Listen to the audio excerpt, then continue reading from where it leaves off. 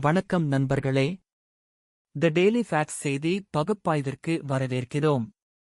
இன்று நமது நாட்டின் மிக முக்கியமான அரசியல் மற்றும் புவி அரசியல் நிகழ்வுகளை விரிவாக ஆய்வு செய்யப் போகிறோம். டெல்லி முதல் வாஷிங்டன் வரை, சென்னை முதல் இஸ்லாமாபாத் வரை நமது பகுப்பாய்வின் கீழ் கொண்டு வருவோம். இந்த நாட்களில் நடைபெற்ற நிகழ்வுகள் இந்தியாவின் எதிர்காலத்தையும் தமிழ்நாட்டின் அரசியலையும் எவ்வாறு பாதிக்கும் என்பதை தந்திரோபாய பார்வையில் அலசுவோம். முதலில் நமது உள்நாட்டு அரசியல் கள பகுப்பாய்வை ஆரம்பிக்கலாம். டெல்லி மதுபான ஊழலில் அரவிந்த் கெஜ்ரிவால் மீதான சிபிஐ விசாரணையில் சில முக்கியமான மாற்றங்கள் நடைபெற்றுள்ளன. கெஜ்ரிவால் தற்காலிகமாக இந்த சட்ட சிக்கல்களில் இருந்து தப்பித்திருக்கிறார். ஆனால் இதே நேரத்தில் காங்கிரஸ் தலைவர் ராகுல் காந்தி புதிய சிக்கல்களை எதிர்கொள்கிறார். இது மிகவும் முக்கியமான அரசியல் நகர்வு, ஏனென்றால் இந்திய கூட்டணியின் ஒற்றுமைக்கு இது நேரடி சவால். பிஜேபி இந்த நிலைமையை தனது அரசியல் நலன்களுக்கு பயன்படுத்த முடியும். தமிழ்நாட்டில் டிஎம்கே தலைமையிலான இந்திய கூட்டணிக்கும் இந்த நிகழ்வுகள் மறைமுக தாக்கத்தை ஏற்படுத்தும். அடுத்தாக அமெரிக்காவின் அரசியல் களத்திற்கு செல்வோம். டொனால்ட் ட்ரம்ப் மீதான நீதிமன்ற நடவடிக்கைகள் அவரை அடக்கி வைக்கும் என்று எதிர்பார்க்கப்பட்டது, ஆனால் அது நடைபெறவில்லை. மாறாக ட்ரம்ப் தனது அரசியல் செல்வாக்கை மேலும் பலப்படுத்திக் கொண்டிருக்கிறார். இந்த நிலைமை உலக அரசியலுக்கு மிக முக்கியமான தாக்கம் ஏற்படுத்தும், குறிப்பாக இந்தோ பகுதியில். இந்தியாவின் வெளியுறவுக் கொள்கைக்கும் இது நேரடி பாதிப்பை ஏற்படுத்தும். ட்ரம்ப் மீண்டும் ஆட்சிக்கு வந்தால் இந்திய-அமெரிக்க உறவுகளில் புதிய திருப்பம் ஏற்படும். தமிழ்நாட்டின் உள்நாட்டு அரசியலில் சில சுவாரஸ்யமான நிகழ்வுகள் நடைபெற்று வருகின்றன. கே.என். நேரு மற்றும் எம்.கே. ஸ்டாலின் இடையிலான அரசியல் சமன்பாடுகள், உதயநிதி ஸ்டாலின் இன் பதவி உயர்வு, இவை எல்லாம் டிஎம்கே கட்சிக்குள் ஒரு புதிய அதிகார மாற்றத்தை சுட்டிக்காட்டுகின்றன. இது கடைசி ஓவரில் விக்கெட் விழுவது போன்ற நிலைமை என்று சொல்லலாம். டிஎம்கே இன் அடுத்த தலைமுறை தலைமையை நிர்ணயிக்கும் முக்கிய கட்டம் இது. தமிழ்நாட்டின் அரசியல் எதிர்காலத்திற்கு இவை மிக முக்கியமான அடிப்படை மாற்றங்கள். இப்போது நமது தேசிய பாதுகாப்பு மற்றும் புவி அரசியல் பகுப்பாய்வுக்கு வருவோம். பாகிஸ்தான் பிரதமரை கடத்த இந்தியா திட்டமிட்டதா என்ற குற்றச்சாட்டை ட்ரம்ப் வெளிப்படுத்தியிருக்கிறார். இது ஒரு மிகப்பெரிய புவி அரசியல் அம்பலப்படுத்தல். இந்தியாவின் வெளி உளவு முகமைகளின் செயல்பாடுகள் பற்றிய தகவல்கள் வெளிவருவது நமது தேசிய பாதுகாப்பிற்கு சவால். ஆனால் இதே நேரத்தில் இது இந்தியாவின் தந்திரோபாய திறமையையும் காட்டுகிறது. பாகிஸ்தான் இன் உள்நாட்டு அரசியலில் இந்தியா செல்வாக்கு செலுத்தும் திறன் வைத்திருக்கிறது என்பதற்கான சான்று இது. இந்தியா இடையிலான போர் சாத்தியக்கூறுகள் மீண்டும் அதிகரித்து வருகின்றன. பாகிஸ்தான் இன் பொருளாதார நிலைமை மோசமாகி வருகிறது. அதே நேரத்தில் அவர்களின் இராணுவம் மற்றும் பயங்கரவாத அமைப்புகள் இந்தியாவிற்கு எதிராக புதிய நடவடிக்கைகளை திட்டமிடுகின்றன. இந்த நிலைமையில் இந்தியா மிக கவனமாக செயல்பட வேண்டும். தமிழ்நாட்டிலிருந்து இந்தியன் நேவி மற்றும் கோஸ்ட் கார்ட் இன் செயல்பாடுகள் இந்த சூழலில் மிக முக்கியம்.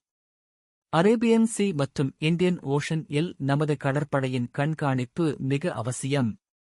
இந்த நிலைமையில் இஸ்ரேல் இன் ஐரன் டோம் தொழில்நுட்பம் இந்தியாவிற்கு வருவது ஒரு கேம் சேஞ்சர் ஆகஸ்ட் அமையும். இந்தியாவின் வான் பாதுகாப்பு அமைப்பை பலப்படுத்தும் இந்த நகர்வு மிக முக்கியமானது. குறிப்பாக பாகிஸ்தான் இன் ஏவுகணை தாக்குதல்களிலிருந்து நமது எல்லைப் பகுதிகளை பாதுகாக்க இது பெரிதும் உதவும். தமிழ்நாட்டின் கடற்கரை பகுதிகளுக்கும் இந்த தொழில்நுட்பம் பாதுகாப்பை வழங்கும். இந்தியாவின் பாதுகாப்பு உற்பத்தி திறனை அதிகரிக்கவும் இது உதவும். தமிழ்நாட்டின் அரசியல் களத்தில் சில அதிர்ச்சிகரமான மாற்றங்கள் நடைபெறுகின்றன. என்இடி தேர்வு ரத்துக்கான டிஎம்கே அரசின் முயற்சிகள் எங்கே சென்று நிற்கின்றன என்பது தெளிவாகவில்லை. எடப்பாடி பழனிசாமி இந்த விஷயத்தில் ஸ்டாலின் அரசை கடுமையாக விமர்சித்திருக்கிறார். இது மிகவும் முக்கியமான கல்விக் கொள்கை பிரச்சினை, தமிழ்நாட்டின் மருத்துவக் கல்வி எதிர்காலத்தை நிர்ணயிக்கும் விஷயம். டிஎம்கே அரசு இந்த விஷயத்தில் தெளிவான நிலைப்பாட்டை எடுக்க வேண்டும். தமிழ்நாட்டின் மாணவர்களின் நலன்கள் அரசியல் விளையாட்டிற்கு பலியாகக் கூடாது. ராகுல் காந்தி தமிழ்நாட்டிற்கு வராமல் இருப்பது டிஎம்கே அரசிற்கு சவாலாக அமைகிறது. ஸ்டாலின் ராகுல் காந்தி-ஐ அழைத்ததாக சொல்லப்படுகிறது. ஆனால் அவர் திரும்பி வராமல் இருப்பது இந்திய கூட்டணியின் ஒற்றுமையில் விரிசல் இருப்பதை காட்டுகிறது. இந்த நேரத்தில் விஜய் காத்திருந்து கொண்டிருக்கிறார் என்பது மிக முக்கியமான அரசியல் சமன்பாடு. விஜய் இன் தமிழ்நாடு வேத்ரி கஸ்கம் எப்போது எந்த நகர்வை எடுக்கும் என்பது தமிழ்நாட்டின் அரசியல் எதிர்காலத்தை தீர்மானிக்கும். டிஎம்கே அரசு இந்த சவால்களை எவ்வாறு எதிர்கொள்கிறது என்பதை பொறுத்தே அடுத்த தேர்தலின் முடிவுகள் அமையும்.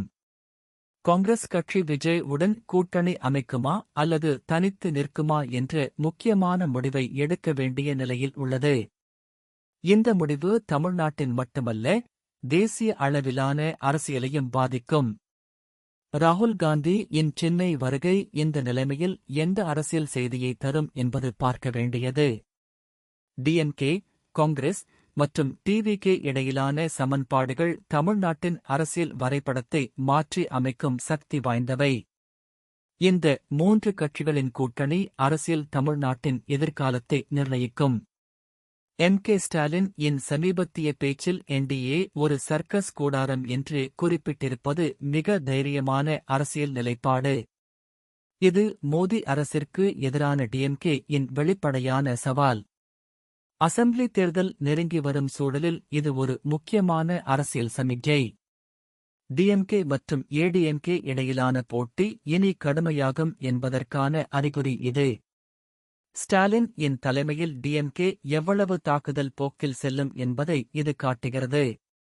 தமிழ்நாட்டின் அரசியல் களம் இனி மிக சூடுபிடிக்கும்.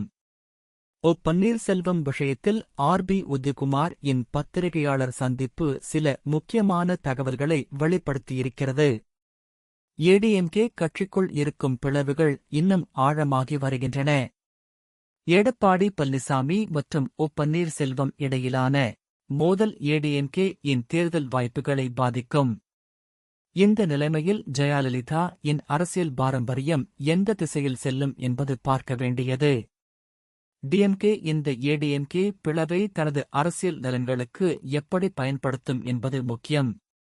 ட்ரம்ஸ் சிவ்மணி-ஐ சிறப்பு விருந்தினராக அழைக்கும் பரிகார பூஜை நிகழ்ச்சிகள் தமிழ்நாட்டில் புதிய மத அரசியல் சர்ச்சைகளை கிளப்புகின்றன. இது வெறும் கலாசார நிகழ்வு அல்ல, இதன் பின்னால் ஆழமான அரசியல் நோக்கங்கள் இருக்கின்றன.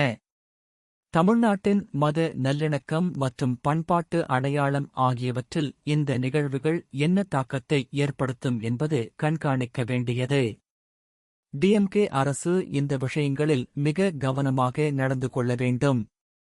தமிழ்நாட்டின் மத நல்லிணக்கத்தை பாதுகாப்பது அரசின் முதன்மை கடமை. நண்பர்களே, இன்று நாம் பார்த்த அனைத்து நிகழ்வுகளும் நமது நாட்டின் மற்றும் தமிழ்நாட்டின் எதிர்காலத்திற்கு மிக முக்கியமானவை. டெல்லியில் இருந்து வாஷிங்டன் வரை, சென்னையில் இருந்து இஸ்லாமாபாத் வரை எல்லா அரசியல் நகர்வுகளும் ஒன்றோடொன்று தொடர்புடையவை. இந்த மாற்றங்களை புரிந்து கொண்டு செயல்படுவதே ஒரு விழிப்புணர்வுள்ள குடிமகனின் கடமை. தி டெய்லி ஃபேக்ட்ஸ்-ஐ சப்ஸ்கிரைப் செய்து இது போன்ற முக்கியமான பகுப்பாய்வுகளை தொடர்ந்து பெற்றுக்கொள்ளுங்கள். இது தி டெய்லி ஃபேக்ட்ஸ். தொடர்ந்து கவனியுங்கள், முன்னேறுங்கள்.